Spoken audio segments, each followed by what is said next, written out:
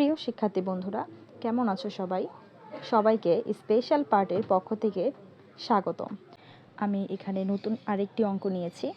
এখানে 3টি সূত্র একসাথে দেওয়া আছে, YTC, current yield, yield to called. মানে 3টা সূত্র একসাথে হওয়াতে আপনাদের অঙ্কটা বুঝতে একটু সহজ হবে বেশি, আর 3টা সূত্রই কমপ্লিট হয়ে যাবে। এই অঙ্কটি হচ্ছে ন্যাশনাল ইউনিভার্সিটি MBA ফাইনালের 2016 সালের। তো অঙ্কটি গুরুত্ব সহকারে দেখবেন। Hasna Hena corporation bonds will mature in 10 years, মানে একটি বন্ড 10 বছরে পূর্ণতা পাবে বা তার বয়সসীমা শেষ হবে। The bonds have a face value of টেক 1000, বন্ডটির বাজার মূল্য রয়েছে 1000 অ্যান্ড 8% কুপন রেট। মানে কুপন রেট মানে বোঝাচ্ছে এখানে ইন্টারেস্ট রেট বা কুপন রেট যেটাই বলেন না কেন, এখানে 8%। পেয়েবল সেমি অ্যানুয়ালি, এখানে সেমি অ্যানুয়ালির কথা বলা রয়েছে। সেমি অ্যানুয়ালি মানে আমরা বুঝি একটা বছরের অর্ধেক বছর, মানে একটা বছরকে হাফ করতে হবে।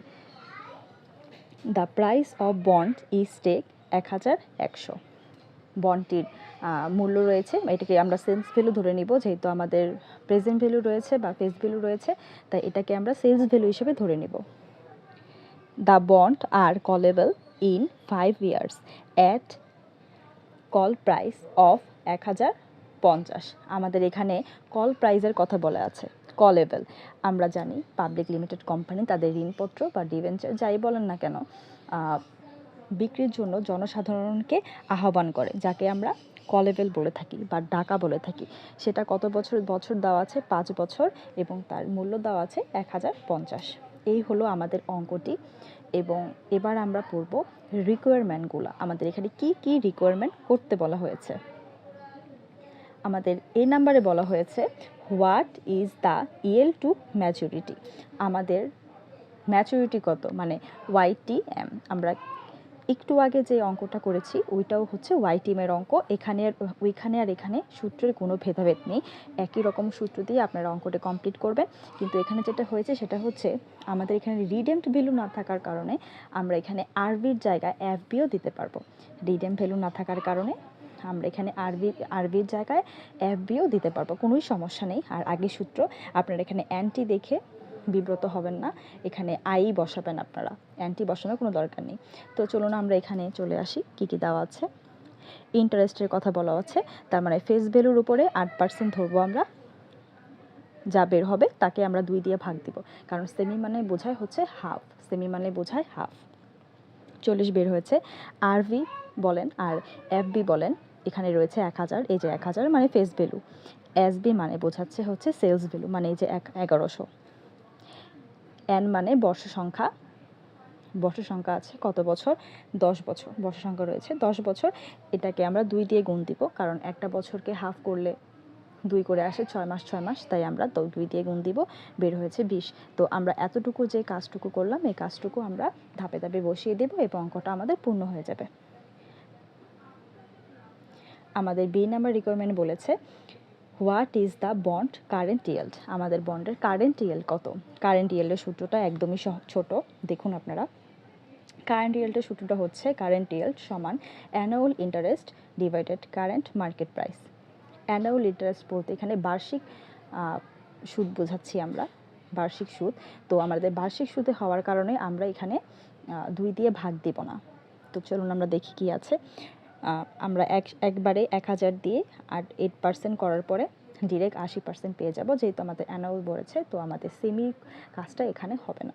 ডিভাইডেড কত হবে? Current market price. আপনারা এখানে কারেন্ট মার্কেট প্রাইসের জায়গায় সেলস প্রাইসও লিখতে পারেন। সেলস প্রাইস যদি কারোর বুঝতে সমস্যা হয় তাহলে এখানে সেলস প্রাইস লিখে দিবেন, অঙ্ক কাটা যাবে না। সেলস প্রাইস আছে 1100 টাকা দিয়ে দেবেন এবং পার্সেন্টেজ করবেন ইন্টু 100 দিয়ে, অঙ্কটি সমাধান হয়ে যাবে। আমাদের C নাম্বার রিকোয়ারমেন্টে বলেছে what is yield to call. What is yield to called?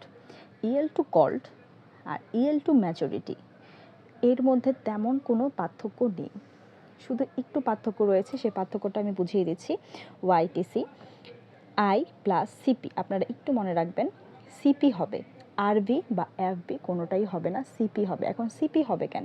CP মানে কল প্রাইস বোঝাচ্ছে, আমাদের এখানে কলেবেল দিয়ে কাজ করতে হবে, তাই আমাদের এখানে সিপি বোঝাচ্ছে। তো সিপি লিখি আমরা I plus CP minus SB divided N, CP minus SB divided 2।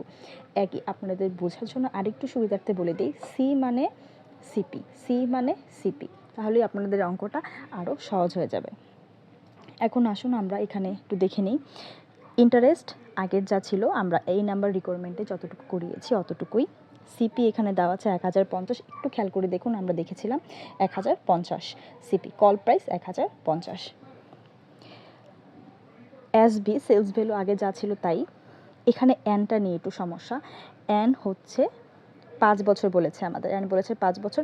আমরা উপরেও যেমন এনের সাথে বছরের সংখ্যার সাথে 2 গুণ করেছি, এখানেও বছর সংখ্যার সাথে 2 গুণ করব, 10 পেয়ে গেছি। এখন আপনার এতটুকু রিকোয়ারমেন্ট বা এতটুকু কাজ আপনারা সূত্র অনুসারে বসিয়ে দেবেন, আপনাদের অঙ্কটা সলভ হয়ে যাবে। আশা করি সকল বন্ধুরা বুঝতে পেরেছেন। অঙ্কটি ভালো মতন পড়ে ভালো মতন প্র্যাকটিস করলে আশা করি আপনারা পরীক্ষাতে অ্যান্সার করতে পারবেন, কারণ এটা একটা বোর্ড প্রশ্ন। সো বোর্ড প্রশ্ন প্রতি বছরই রিপিট হয়, কম বেশি রিপিট হয় বা ওই আঙ্গিকে প্রশ্ন আসে। ধন্যবাদ।